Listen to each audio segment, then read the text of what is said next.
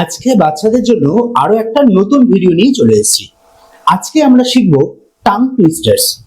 আমি ছোট ভিডিওতে বা শর্ট ভিডিওতে টাং টুইস্টার্স এর সম্পর্কে দু একটা কথা বলেছি, কিন্তু আজকে আমি এই টাং টুইস্টার্স নিয়ে বেশ কিছু কথা বলবো এবং তোমাদেরকে আমি একটা লম্বা টাং টুইস্টার্স এর লিস্ট দেবো, যেটা তোমরা প্র্যাকটিস করবে।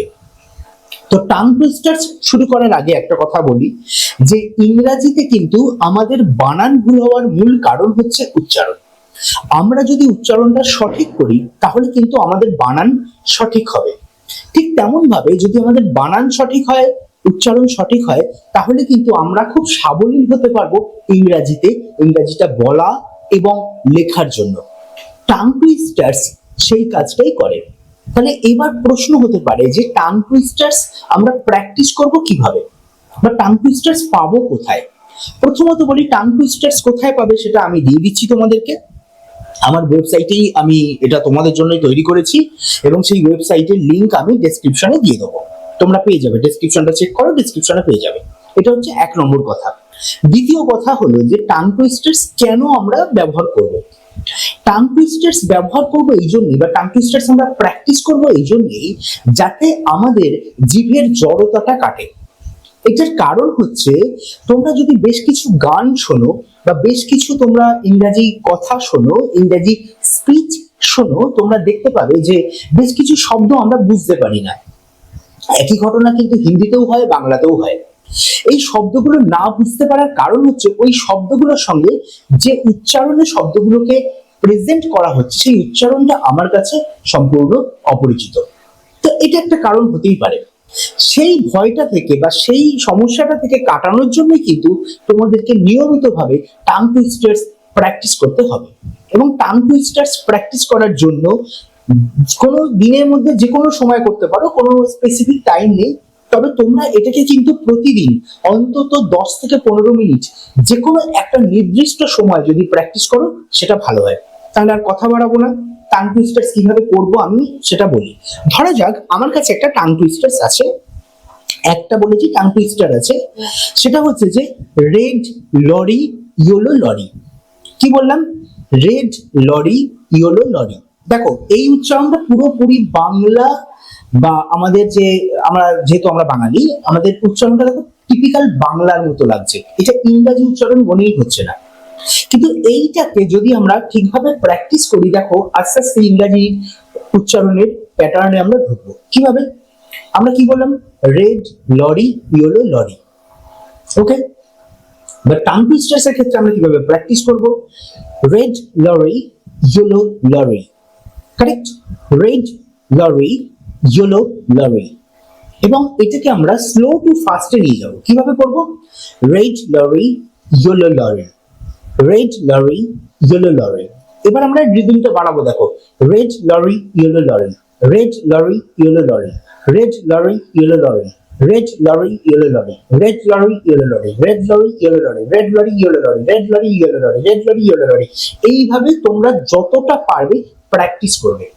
এই প্র্যাকটিসটা কিন্তু নিয়মিত করতে হবে। এইবার আমি এখানে আরো বেশ কিছু টাং টুইস্টার্স আছে, যে টাং টুইস্টার্স গুলো বলার সময় আমরা ঠিক কি কি ফোকাস করব সেটা একটু বলে দিই। দেখতে হবে যে টাং টুইস্টার্স গুলোর মধ্যে কোথায় কোথায় নাউন বা অ্যাডজেক্টিভস আছে। যেমন ধরো এখানে বললাম রেড লরি, প্রথমটা অ্যাডজেক্টিভ, পরেরটা নাউন। এবার কেউ কেউ রেডটাকে অ্যাডভার্বও বলে, কারণ রেডটা দুটো ক্ষেত্রেই ব্যবহার করা হয়। এটা অ্যাডজেক্টিভও হয় আবার অ্যাডভার্বও হয়। সেই বিতর্কে আমি যাচ্ছি না, কেন হয় কখন হয় সেটা যাচ্ছি না। ওকে, রেড লরি ইয়েলো লরি। দেখো আমরা পজ নেবো কিন্তু সাধারণত নাউন বা অ্যাডজেক্টিভ এই ধরনের শব্দের মাঝখানে। কোথাও আমরা কখনো পজ নেবো না কোনো প্রিপোজিশনের আগে। যেমন ধরো ঠিক আমি এর পরেরটা যেটা বলছি, পরেরটা হচ্ছে যে the cat sat on the mat. এটা হচ্ছে আমার সেন্টেন্স। তো আমি কিন্তু কখনোই এটাকে এরকম ভাবে বলবো না the cat sat on the mat, না, অনের আগে আমরা কোনো গ্যাপ নেব না। তাহলে আমরা কিভাবে প্র্যাকটিস করব? The cat sat on the mat, the cat sat on the mat. দেখো এই অনের উচ্চারণটা ভালো করে ফলো করো। আমরা কিন্তু অন বললাম না, আমরা কি বললাম? The cat sat on the mat. এই অন দ্য ম্যাট কথাটা বলার উদ্দেশ্য হচ্ছে যে এটা একটা প্রিপোজিশন। তাই এই অনের উচ্চারণটা আমরা এইভাবেই করব। এইভাবে তোমরা প্র্যাকটিস করো, এবং প্র্যাকটিসের নিয়ম হচ্ছে স্লো টু ফাস্ট। তোমরা যত স্লো প্র্যাকটিস করবে তত তোমাদের ফাস্ট করতে সুবিধা হবে। তাহলে আমরা এটাকে করে দেখি একবার। The cat sat on the mat, the cat sat on the mat, the cat sat on the mat, এরকম ভাবে আমরা বলতে পারি। এবার এটাকে আমরা যখন স্লো টু ফাস্ট করবো কিভাবে করব? The cat sat on the mat, the cat sat on the mat, the cat sat on the mat, the cat sat on the mat, the cat sat on the mat, the cat sat on the mat, the cat sat on the mat।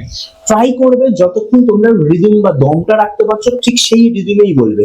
নিজের যেটা exact tone সেই টোনটাই ব্যবহার করো। কেউ খুব fast কথা বলে, কেউ খুব স্লো কথা বলে, সেটা তোমাদের উপর নির্ভর করছে। তাহলে আমি এরকম তোমাদেরকে লিস্ট দিয়ে দিচ্ছি, ডেসক্রিপশনে পেয়ে যাবে। এই লিস্ট ধরে তোমরা নিয়মিত প্র্যাকটিস করবে। চেষ্টা করবে প্রতিদিন 2 থেকে 3টের বেশি প্র্যাকটিস না করার। কেন? কারণ একসঙ্গে 50টা বা 10টা বা 20টা প্র্যাকটিস করলে তোমাদের কিন্তু একটা আরেকটার ঘাড়ে চাপবে, তাতে কিন্তু আলটিমেটলি কোনো লাভ হবে না। তাহলে তোমাদের যেটা করতে হবে সেটা হচ্ছে প্রতিদিন 2 থেকে 3টে, ম্যাক্সিমাম 3টে টাং টুইস্টার্স তোমরা প্র্যাকটিস করবে, এবং এই প্র্যাকটিসটা কিন্তু আগামী 6 মাস টানা চলবে। তো আজকে এটাই বলার ছিল। এরপরে আমি একটা গ্রামারের উপর ভিডিও আনবো নেক্সট উইকে বা নেক্সট ভিডিওতে। সেই গ্রামারের উপর যে ভিডিওটা আনবো সেই ভিডিওটা কিন্তু তোমাদের ভীষণ হেল্প করবে, কারণ তোমাদের সবারই সামনে পরীক্ষা আছে, এবং আমি গ্রামারে যে জিনিসটা শেখাবো সেটা কিন্তু প্রায় তোমাদের প্রত্যেকেরই লাগবে। তাহলে আজকের ভিডিও এটুকুই। খুব তাড়াতাড়ি দেখা হচ্ছে আরেকটা নতুন ভিডিওতে।